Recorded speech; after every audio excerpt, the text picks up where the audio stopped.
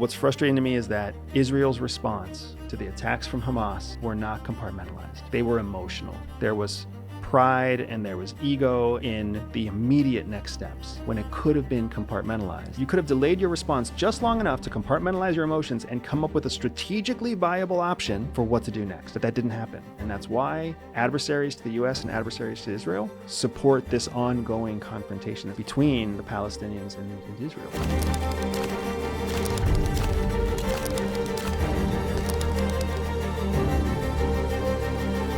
We literally woke up yesterday and Hamas had crossed the border from the Gaza Strip into Israel, had kidnapped people, killed almost 200 people, and launched 5,000 rockets. Yeah. We've been alive most of the time that the whole Gaza, West Bank, Israel conflict has been really active. I remember the day that I signed up for CIA, right? I remember the headlines showing troops marching from Israel into the Gaza Strip in 2007. I remember it clear as day. Yeah. Clear as day. And now here we are, 2023, watching it all happen again. And Netanyahu, the leader for Israel, has declared war on Hamas, which in effect is declaring war on the Gaza Strip. Like, I think that's insane. I think that's amazing that it's happening right now. Really? I'm not laughing, so I'm very curious as to why you're laughing. My reaction is because even though, I woke up yesterday, I do my usual, I roll over to help my brain wake up. I pull up my phone. I have my news emails that come up. I scroll through them. And, I saw it and everybody was like, surprise attack. And I'm like, okay, yes, surprise attack. There seems to be some kind of intel failure that happened. People didn't seem to be expecting it. Nobody saw a buildup. But is it really a surprise that they attacked? Because this has happened, right? So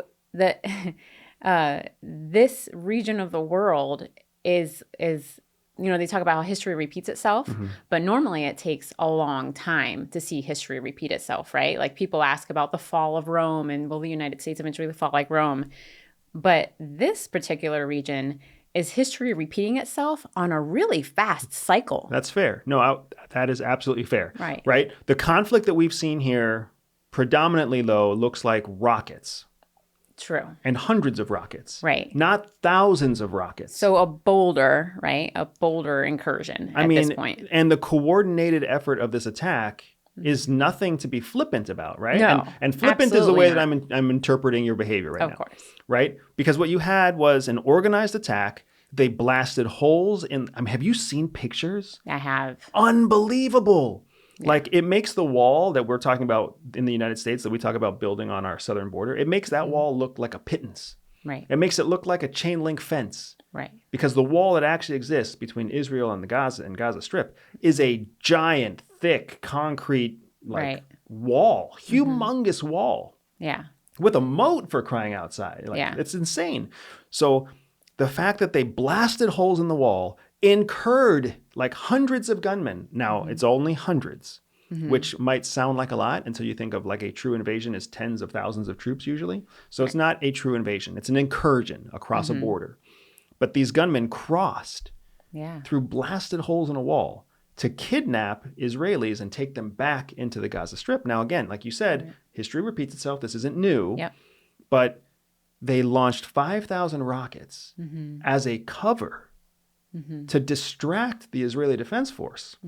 While they blasted holes in a wall, incurred into Israel, they were able to hijack Israeli Defense Force weaponry. Yeah. They got tanks and trucks.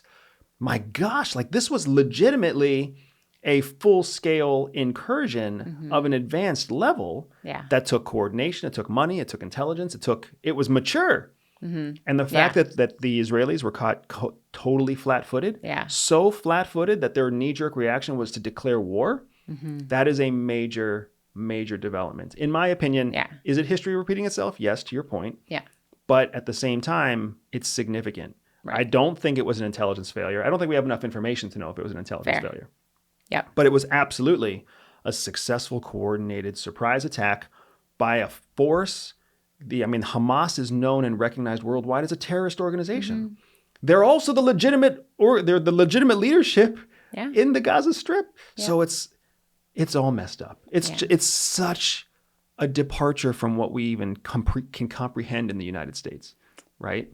So I think what's interesting to me is that, like I said, even though history repeats itself, it manifests differently every time it happens, right? So there's, it harkens back to the last time it happened, but there's all this new information that, this new geopolitical environment that it's happening in. And I think what's interesting about this is when you look at not just the conflict that began, because it's still ongoing and developing and we'll see what happens. But what else in the world is happening at the same time? Yes. And, when I read the news, my first thought was, what's the goal here? Yeah. Right. That's a great question. And I don't think anyone's asking that question. So I'm interrupting you to compliment your good question. But please continue, because I think you were onto something super important right now. Yeah. So what's fascinating about this specific conflict is, generally when you look at incursions or acts of war, the goal has to do with territory, right? Russia, Ukraine, China, Hong Kong, Taiwan, Vietnam, Korea. It all has to do with territory and being, taking control of a land and a people and governing, and having extra resources. But that doesn't seem to be the goal here. And the stated goal is actually, we basically want to kick you in the nuts for all the wrongs that you've been doing to us over the years. But then what? Yeah. Right? And Hamas is being backed, for sure, Hamas is being backed by other powers. Right. So what is that goal, right? It's not just what is Hamas's goal. What is the goal of the people backing this development right now? And right? let's be clear, because I think we know a lot more here than we're just touching the surface right now. Right. Who backs Hamas? Iran backs Hamas. It's also important to understand that Hamas around the world, while being labeled by Western powers as a terrorist organization, is a legit charitable organization, specifically for supporting the Palestinians in their plight against Israel. Right. So as a political organization, Hamas actually has a charitable arm. Yeah. And they collect monies specifically from wealthy Sunni Arab countries. Who are those wealthy Sunni Arab countries? Qatar supports Hamas. Yep. Saudi Arabia supports Hamas. Yep. Iran supports Hamas. That's super relevant here because geopolitically speaking, what you have is an opportunity for Iran to upset Israel and Israel's developments with the Arab world by sending Hamas in to basically cause an international incident. Right. Hamas doesn't have to win. There's no way Hamas can win. Right. The Palestinian enclaves are 1/3 or less the size of the entire Jewish nation. But they house an equal number of people. Yeah. There are almost 7 million Israelis in Israel. There are almost 7 million Palestinians in Israel, living in a territory less than 1/3 of the size, split in the middle between the Gaza Strip and the West Bank. Right. So everybody knows that those populations are poor, poverty-stricken. They have no formal military. They have no police force. They they're barely surviving. Right. So to send in, to launch an attack from the Gaza Strip into Israel, you're not trying to take territory. You're not trying to win legitimacy. You're not trying to take the capital. You are literally, like you said, you're doing a gut punch. Right. That's all it is, a sucker punch. Right. Because, I guess, defining a win could be I sucker punched you, right? But normally when it's when it's two states interacting, a win is I took your land, I took your people, I killed all your people, right? But they can't do any of those things. So, yeah. So it's a sucker punch for what aim? Not for Hamas's win. It's a win for someone else. And I agree with you. The most likely country driving this conflict is Iran. Iran wants Hamas to bloody Israel's eye because they know that Israel is going to continue its history of human rights abuses. And this is something that people do not take this seriously enough. Israel is not a good place. Israel is not a democracy that reflects American values. They are not. They have a long history of human rights abuses, documented, registered. I mean, they're on multiple Human Rights Watch organizational oversight committees. Like, people know Israel is guilty of torture. Israel is guilty of apartheid. Apartheid is still alive in Israel. It's what they do to the Palestinians, right? They restrict human movement. They apply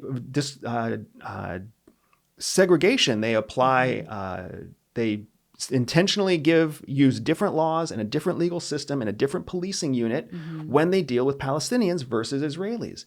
I mean, the discrepancy in how they treat people based exclusively on religious practice is well known. Not well known. It's not well known in the American population. Right. It's well known worldwide, particularly in the Arab world, but not to the American population, where we believe that Israel's our friend, because that's what mainstream media tells us. Israel's our friend. Israel is, the big brother, little brother who's super brave but always victimized. Like, we feel bad for Israel in the United States. Right. Outside of the United States, the rest of the world sees that Israel's a giant bully, and they are actively exercising racism and segregation, and they are attacking and belittling and oppressing the Palestinians on their territory. You even hear it in my own voice, on their territory. The Palestinians were there first. Yeah. Right? So it's just insane to me, because I'm on a tirade. Thank you for letting me. I believe that the sucker punch was there so that Iran could put a wedge between increasing relationships between Saudi Arabia and Israel, because Israel's made fantastic gains with UAE, with Bahrain, with other wealthy Arab countries. And when Israel becomes closer to wealthy Arab countries, those wealthy Arab countries become less susceptible to Iranian influence.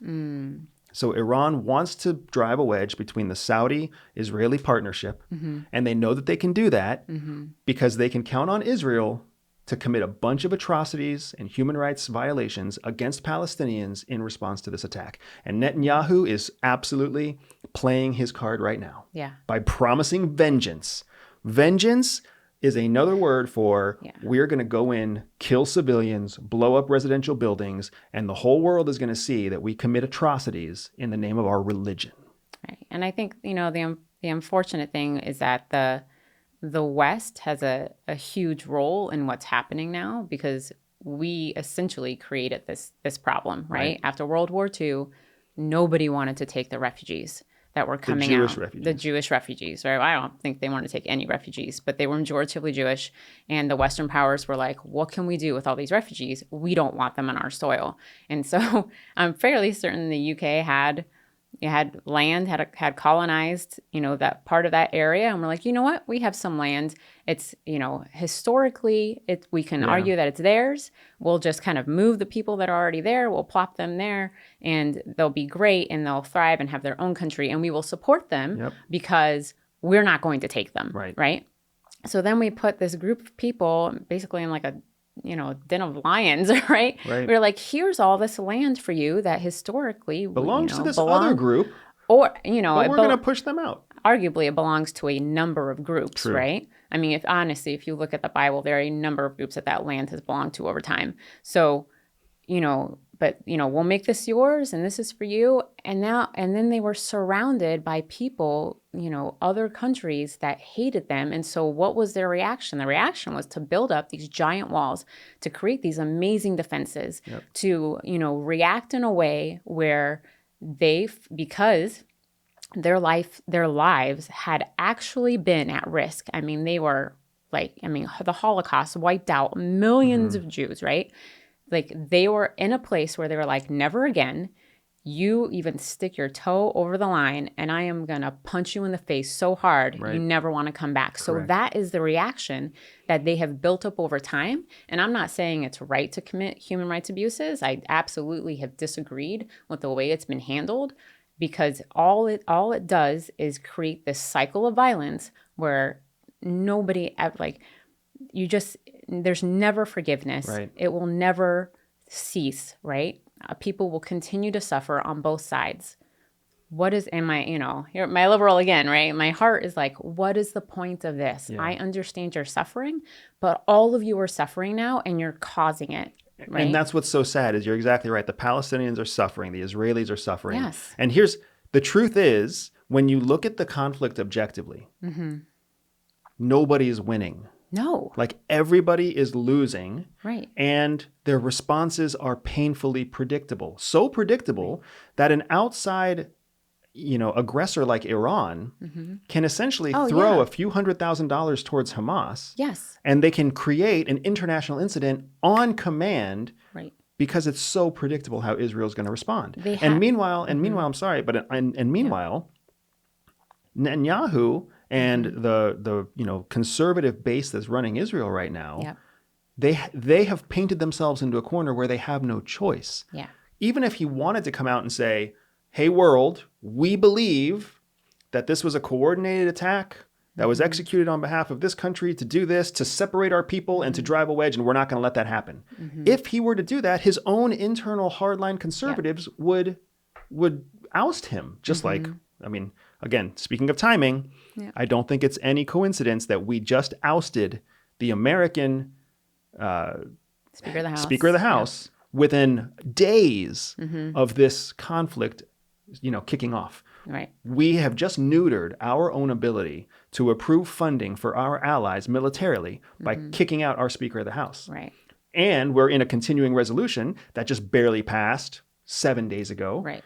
That included in that continuing resolution was cutting off any funding for Ukraine. Yeah. So we have we have a war in Europe that we have been funding for almost 2 years. Yeah.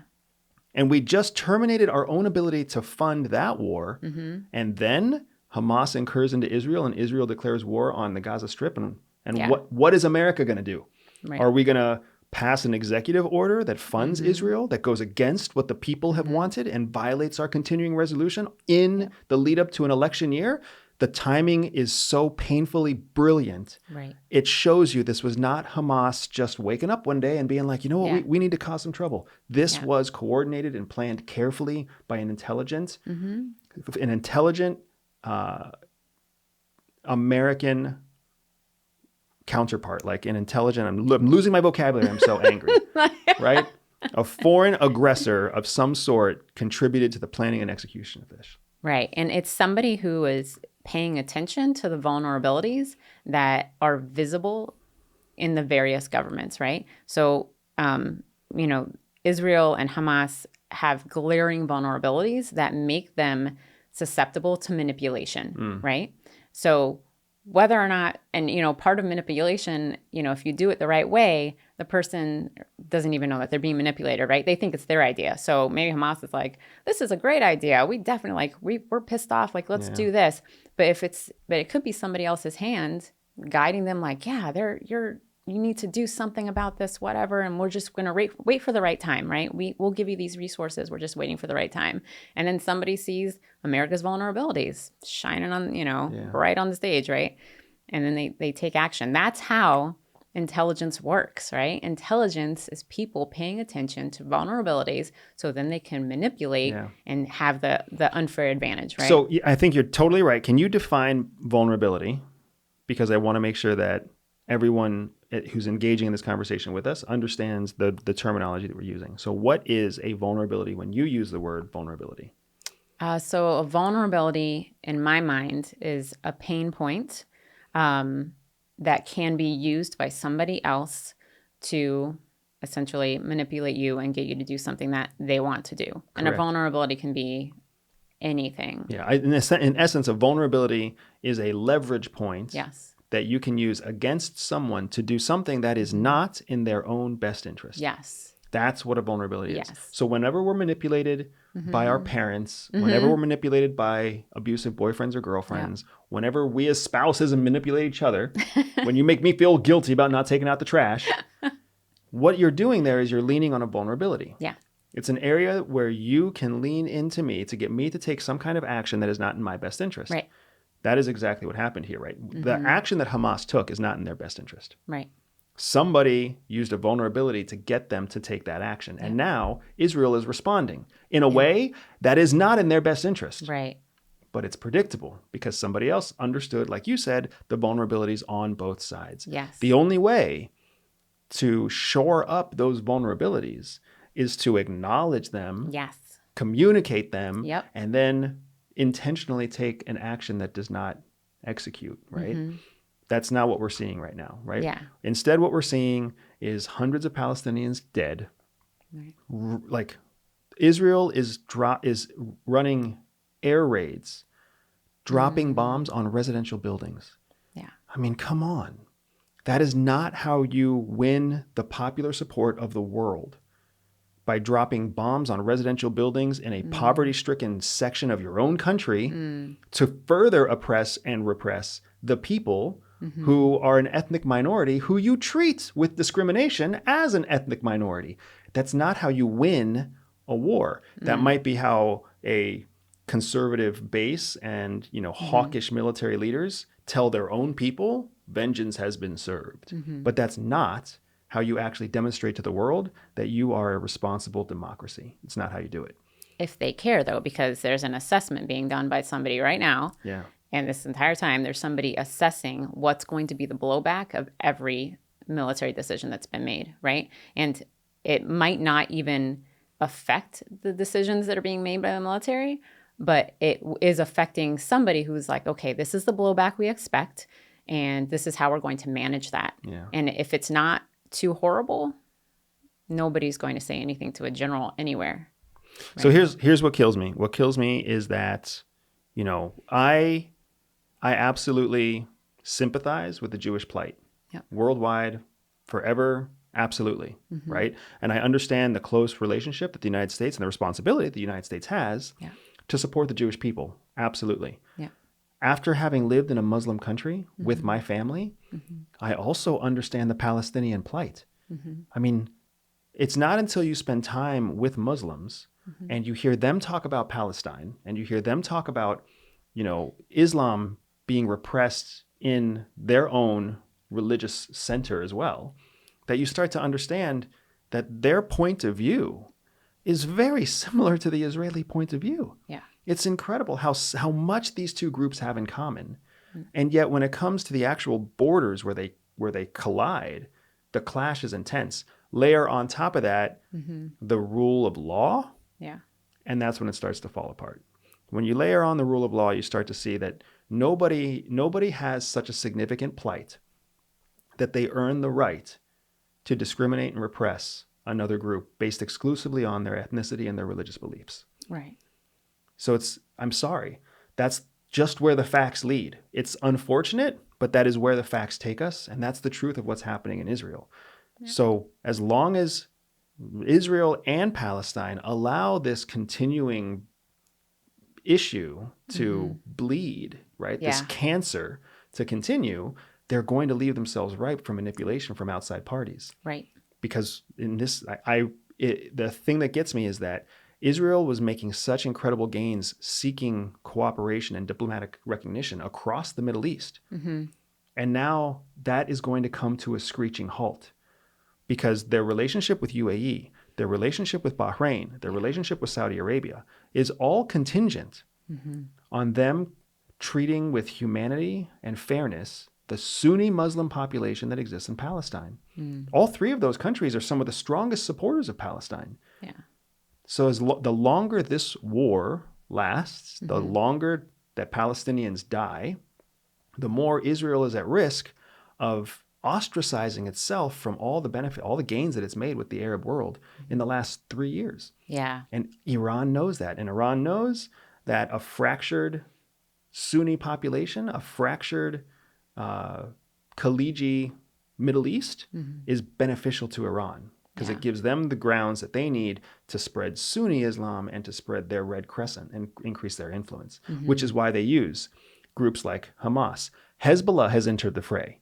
Right now, Hezbollah is involved in attacks in northern Israel. Right. Hezbollah is another group, another terrorist organization backed by Iran, and they're the legitimate government in Lebanon. Yeah. So it's just, we are watching just tyranny We're watching it unfold in the Middle East at a very opportunistic time with the Biden presidency, in decline, an election year coming up, conflict inside the United States. We're out of money. There's a financial issue, a financial crisis around the world.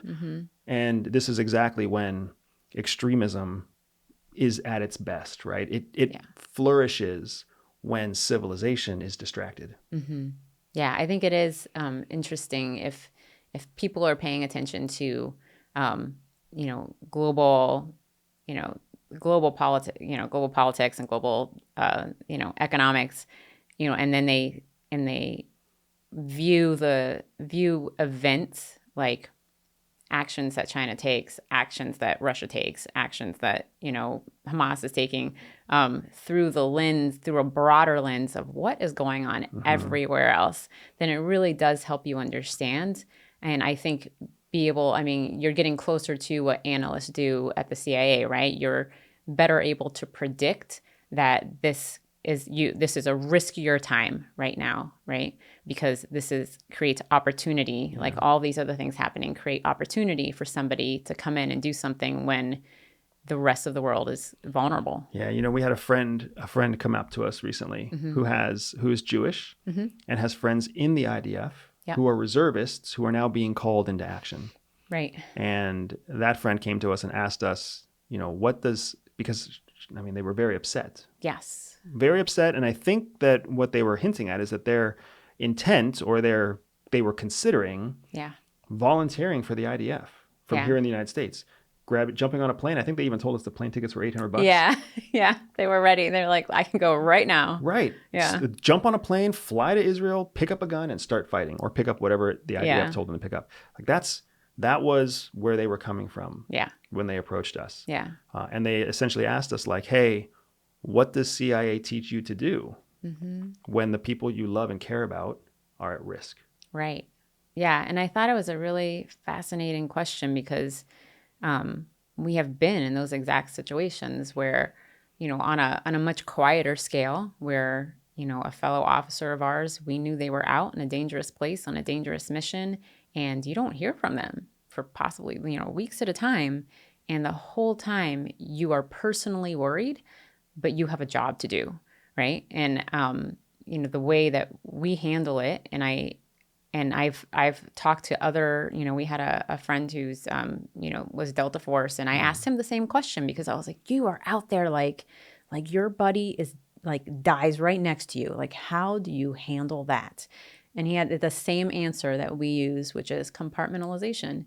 You have to compartmentalize your feelings apart from what your job is that you need to get done, because whether or not something horrible is happening, or you are wondering if something horrible has happened, you have to continue with the job. Yeah. You cannot falter, because then everything hits the fan, right? You have to stay professional and continue. Yeah, what we're talking about here is compartmentalizing, which means separating. Yeah. You have to separate your emotions about the event from your actions within the event. And that's compartmentalizing. Yep. And you can be yourself, but you have to recognize that the emotional self gets pushed aside temporarily when you are in the mission, because if you let the two clash, you're going to have an event that we call compounding errors.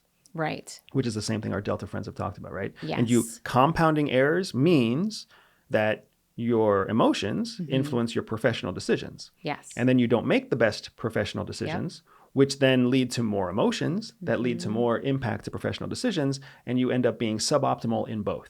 Right. Suboptimal in both at a moment in time when you need to be optimized. Yep. And that is why when you are hired and, when you go through the hiring process for the CIA and when you go through the process to become special forces, they do a lot of psychological testing, right? And they have psychiatrists on hand for after an event or right before you go out, right? Constant reevaluation.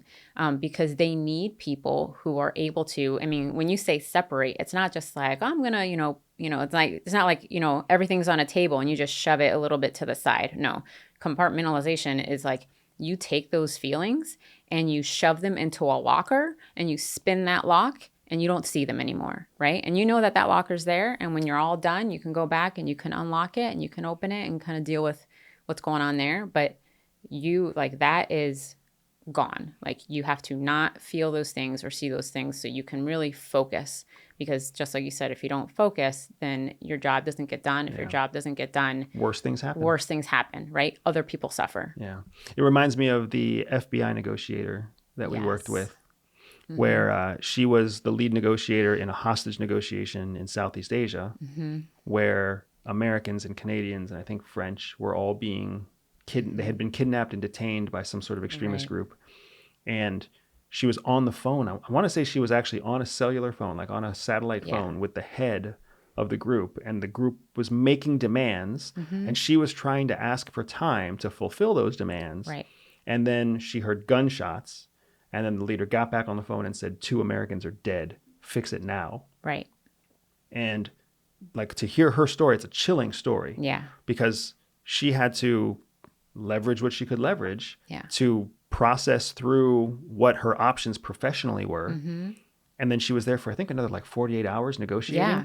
And then she got on a plane. And this is the part that always just breaks my heart. She got on a plane. Yep.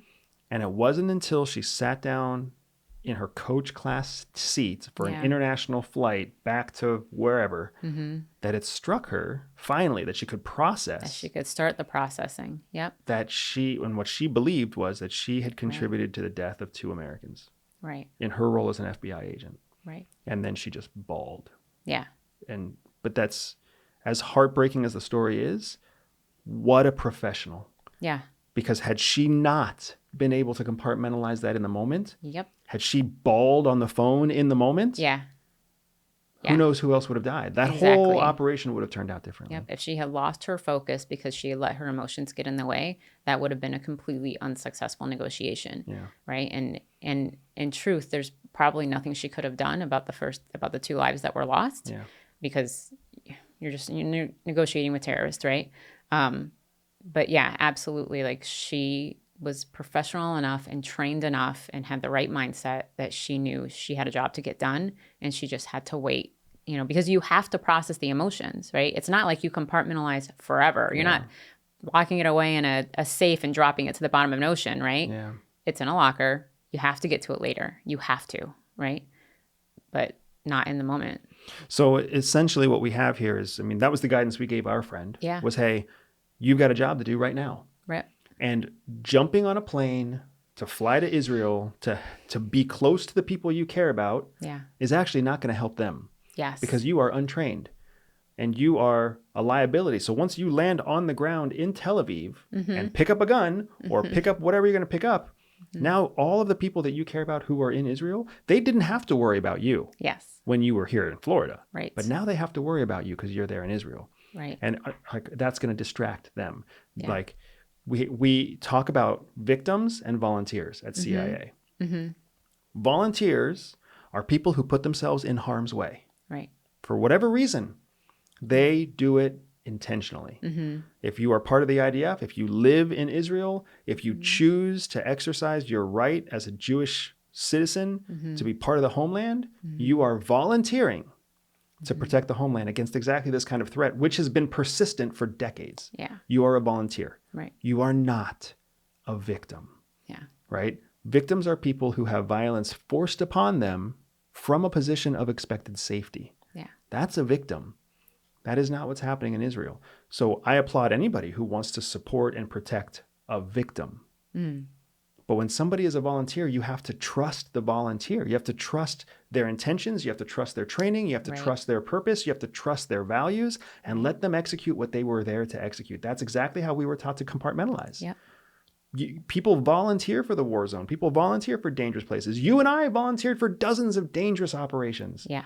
And every time, the last thing we wanted was to get ourselves in trouble and then have one of our friends try to parachute in unprepared to help us. Yeah. That was a nightmare scenario. Yeah. That's why contingency plans are always built into any operation, because when the worst happens, you have a plan and everybody sticks to it. It's very professional. Absolutely. Yeah. So I think part of what's now that we've walked through this conversation, I think that part of what really frustrates me about the current war in the Middle East, and that's what we have. That's what they declared. Yeah. So there's a war in Europe and there's a war in the Middle East. Yeah. Going into an election year. Yeah. I mean, America is, if Americans aren't understanding how we are being manipulated by foreign forces and adversaries right now, there's not much I can do to convince them, right? It's all happening.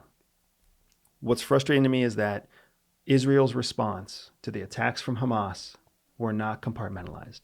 They were emotional. There was pride and there was ego and there was history and there were feelings involved in the immediate next steps when it could have been compartmentalized. It could have been delayed 6 hours, 12 hours, 24 hours, 36 hours. Who knows? You could have delayed your response just long enough to compartmentalize your emotions and come up with a strategically viable option for what to do next.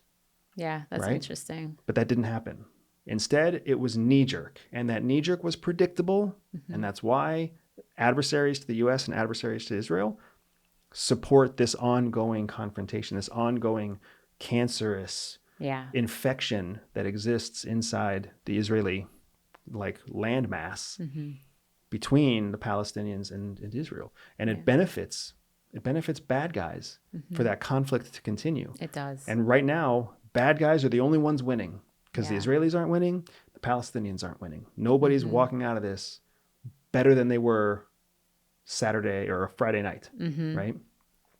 Yeah. So thank you for letting me get it all out. letting me get all the anger out. Now, I think there's a really interesting question that we got that's relevant to this because somebody sent us a message and asked us, how do we train our children to be secure in an unsecure world without scaring them in the process? Yeah, which is a great question because it's actually something I struggle with quite consistently. I mean, every time I think I have, something figured out, there's some new danger that pops up, especially as they get older, they get more freedom, when they're a babe and, when they're 2 and they're always at your leg, there's different dangers than when they're 10 and they're allowed to walk across the neighborhood to their friend's house, right? So we have our son is 10 and our daughter is 6. Yeah.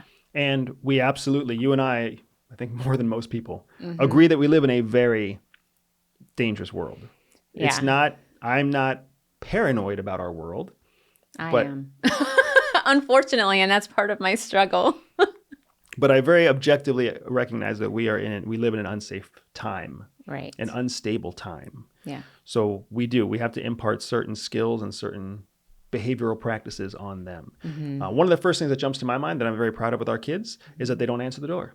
We have taught our children not to answer the door for anybody, even if they recognize a person on visual. They know it's grandpa. They know it's their friend from across the street. They know it's whatever. Even upon visual confirmation, they still don't answer the door. Yeah. Unless we as adults have told them that we're expecting the visitor and that we give them permission to answer the door. Right.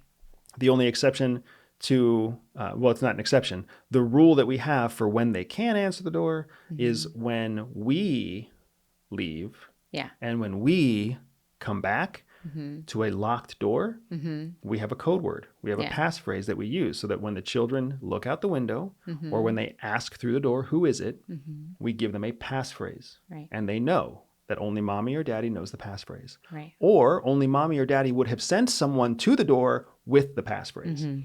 So I'm very proud of that element because that's served us in hotels. Oh, yeah. That's served us in resorts. That's served us on cruise ships. That's served us here at the house. That has absolutely served us, upon dozens of times. Even though your dad still looks at me and is like, why can't they just open the door? It's like, well, tell us when you're coming. Yeah. And we'll give them permission to open the door in advance. Yeah.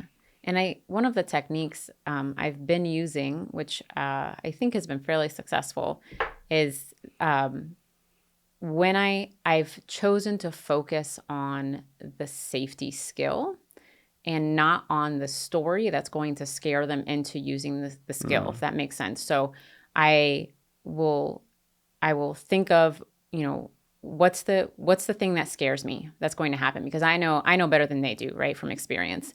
And then I think, okay, how can I prevent that from happening? So what are the skills and the processes that I need to teach them?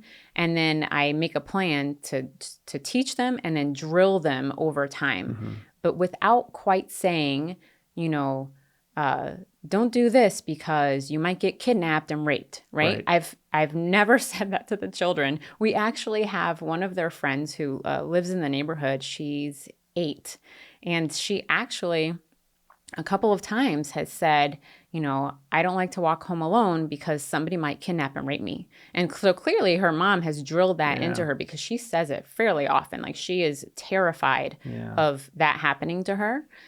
Which defeats the purpose, because now you're making a child feel unsafe. Yeah. And like they have no control, when the whole goal of preparing them for an unsafe world is to make them feel like they do have control, and to equip them with the skills to be in control. Right. Not to destine them to feel out of control. Right. And so I try to, you know, drill the skills into them, and we, you know, do these drills of, you know, if there's a fire, if somebody comes to the door, and then if I feel it's appropriate, you know, or needed, I'll say something like, you know, because you can't always trust people, right? You know, if you don't know them, even if you do know them, there's a whole concept of tricky people. It's like the new stranger danger, right? And then tricky people came out because it's not always a stranger that's dangerous. It could be somebody you know. So we have taught them the whole concept of tricky people, and then we talk about, you know, people don't always want to do the right thing. Sometimes people might want to hurt you. I don't have to go into the details of how they might want to hurt the children, because I don't think that that's helpful. But they understand. They understand a word like hurt. Yes, they understand that. Yeah, and they understand that even they themselves. This is something else we do. The children understand from their own experience that sometimes they do things to trick the other kid. Sometimes they tell lies to get what they want. Yeah. Sometimes they take things that don't belong to them. So it's really easy to categorize and to help them conceptualize using their own experiences, which are not terrifying, right? I agree with you totally. Like, in order for an 8-year-old to be able to say, I'm afraid of being kidnapped and raped, they must have some concept of what that means, of what kidnap and rape is. I could not imagine having to carry that burden as an 8-year-old. Not when the same message gets across, when you say something like, there are people out there who want to keep you from getting home, or keep you from getting home safe. Follow these rules, and you will always get home safe. Also a focus on behaviors, right? Because it's difficult for them to conceptualize what they've never experienced and will hopefully never experience. So a behavior of, you know, if you are walking on the sidewalk and you see an adult walking towards you, just cross the street and walk on the other side, right? Look both ways, obviously. You have to remind them. You know, or if a car pulls up to the front of the driveway, don't get near the car. If somebody starts talking to you, I want you to stay this far back, right? So behavioral is something that they drilling them. I think drilling them. You've mentioned this several times, and I want to make sure it's underscored. Like we drill, we practice. We practice, they practice. They practice every time family comes over. Without even realizing it, now they're practicing. And that's exactly how we want it to be. Not because, and our children are not paranoid. Our children do not think that the world necessarily is a dangerous place. What they know is that they do certain things to protect their own safety. And now it's just ingrained in them. This is just the way it works. And you can tell that they take pride in knowing the drill, right? When I'm like, all right, I have to step out. What do you do if there's fire? And they blurt out, you know, and now they love it. They like, we do this and this, and we're great. We're okay, Mom. Like, it's fine. We got it. So one of the things, just to give some practical examples, we use walkie-talkies in the house instead of cell phones. And there's 2 reasons for that. One, there's a limited range to a walkie-talkie, so the child can't be out of range of a walkie. And then we check in on those walkie-talkies, and we follow time limitations. So we say, it's 12 o'clock now. We're going to check in at 12:30, right? And they know to expect a radio call at 12:30. Sometimes they'll even radio us just a few minutes before 12:30 and say, hey, I know I'm early, but just checking in. And that now we know from our position how far they are from the house, because they can't be further than a certain distance based on the walkie-talkie that we use. And we know that they're aware of the time, and we can check in on their safety. We also do drills when it comes to the front door. We do drills about fires. We do drills about emergencies. Yeah. We review a safety plan every night, partially for our own sanity, but also partially for them, about what constitutes an emergency in the middle of the night. Yes. Right? So if someone's sick, if someone's hurt, if someone, if something happens at your window, there's certain things that constitute an emergency. Right. And that also prevents them from coming in and saying, hey, I can't find my stuffed animal. Even though sometimes they still do that. Yeah, it's okay. But there are certain rules so that we can understand safety. Yep. The whole thing about tricky people. I love the tricky people concept. Yeah. Because you and I and our families, we actually have convicted felons in our families. Right? We have people who have broken laws, who have been hurt by other members within the family. So the idea of tricky people tricky people is a behavior that you see in people. Yeah. It can be anybody. It can be a police officer. It can be a teacher. It can be a family member. It can be a friend. If you see these tricky behaviors, then here's how you counteract those tricky behaviors. Yep.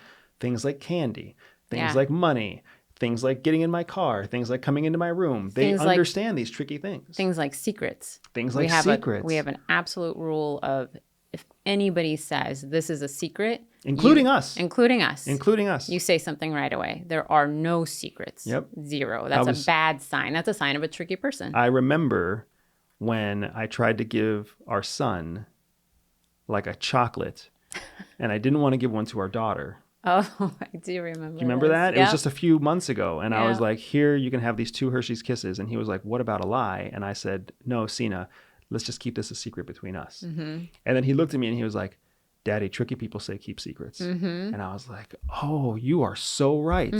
So then I guess we should give a lie some candy. Yeah. He's like, yeah, that's the right thing to do. Yeah.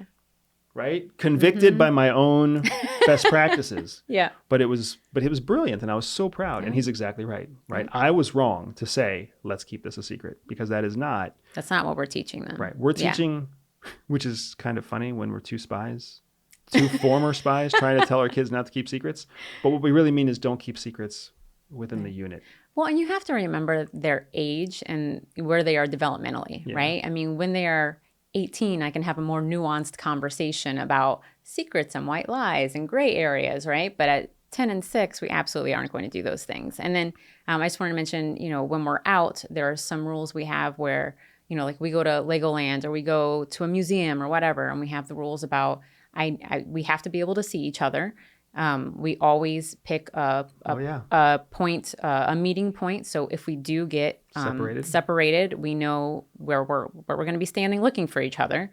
And we always point out the people that we assess as being trustworthy. Yeah. So like the security guard. But even then we'll be like, if you need help, see the people in the uniform with the badge. You go to one of them and you say that you need help. But if they want to take you into a private space, you say no, right? They have to be in public with you and they can help you where everybody can see you as well, right?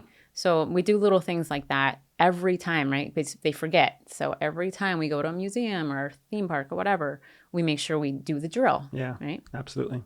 Well, awesome. So folks, thank you very much for being part of this conversation. It was a great opportunity for me at least to dive in with you and talk about current events that are really important, really significant in what's happening in the American experience and for sure in the Israeli experience and the Muslim experience. So if you enjoyed today's conversation, please go ahead and subscribe to the channel, hit like, leave a comment, share us with a friend. We love hearing from you. We love seeing your thoughts. We love sharing our point of view, and we want you to agree, disagree, and feel free to say whatever you want to say because this really is an awesome opportunity for us to expand a conversation that isn't happening anywhere else. So for sure, leave your comment below. Check out everything about our company in the description box below. You'll be able to see our website. You'll be able to see the teaching aids that we use to help people see the world through the eyes of a spy. How we train our children, how we train each other, how we train our client base, how we train our customers to look at the world differently. All of those opportunities exist if you click on EverydaySpy.com or go to any of the links below. Go ahead and again, subscribe, give us a like, share us with a friend, and we'll see you next time.